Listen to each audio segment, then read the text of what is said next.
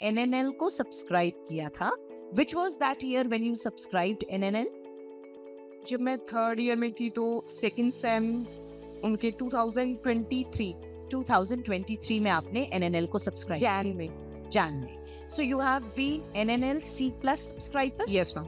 So you have access to our videos and you have access to our Q Bank, right? Yes तो बेटा content के लिए have you followed only NNL या content के लिए have you followed some other platform as well? Ma'am completely from NNL मैंने अपना theory यहीं से कंप्लीट किया है।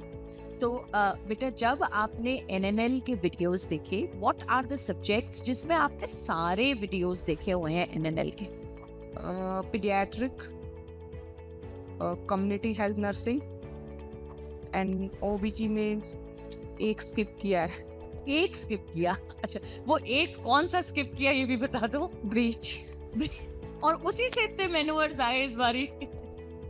तो नहीं तो रिंकी रैंक 3 नहीं रैंक 1 होती, ब्रीच स्किप किया। कोई बात नहीं, वो तो लास्ट में इतने सारे रिविजन्स होते हैं उसमें भी कवर हो गए होंगे। मैम नहीं, 9 से 7 में मेंस में आया था तो उसके बाद मैंने प्रिपेयर कर लिया था, मतलब मैनुअल सारे कंप्लीट मैंने कर लिए थे, इमेजेस के साथ भी कब कौन सा यूज होता है वो मैंने खुद से कर लिया था।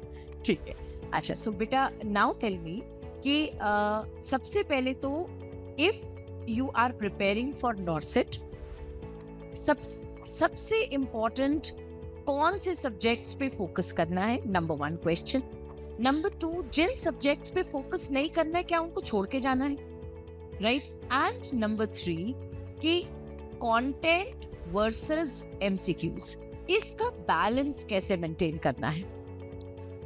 First of all ma'am major subjects को आपको कवर करना है। मेजर में बोले तो like OBG, psychiatry, medicine, pharma and then community, paediatrics. Okay. Then second minor subject F1 के बारे में F1 तो करना ही करना। ट्रू।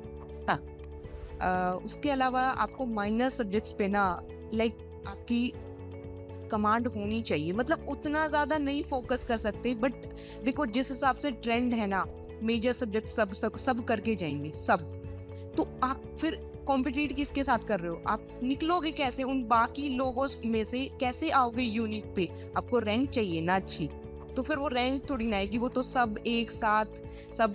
आप कभी भी रिजल्ट को एनालाइज करना, आज जाके देखना, लाइक जितने पीछे रैंक जाते हैं, मैं 1683 पे थी, मेरे भी 60.625% थी और मेरे पे 80 लोग एग्जिस्ट कर रहे थे और उसमें भी मैं लगभग लास्ट थी क्योंकि मेरी एज कम थी। तो एक सेम परसेंटेज पे 80 स्टूडेंट्स का होना ये बताता है कि लगभग जितना आपने उधर सोचा था ना, उतना आपके साथ 80 लोगों ने भी वही सोचा था।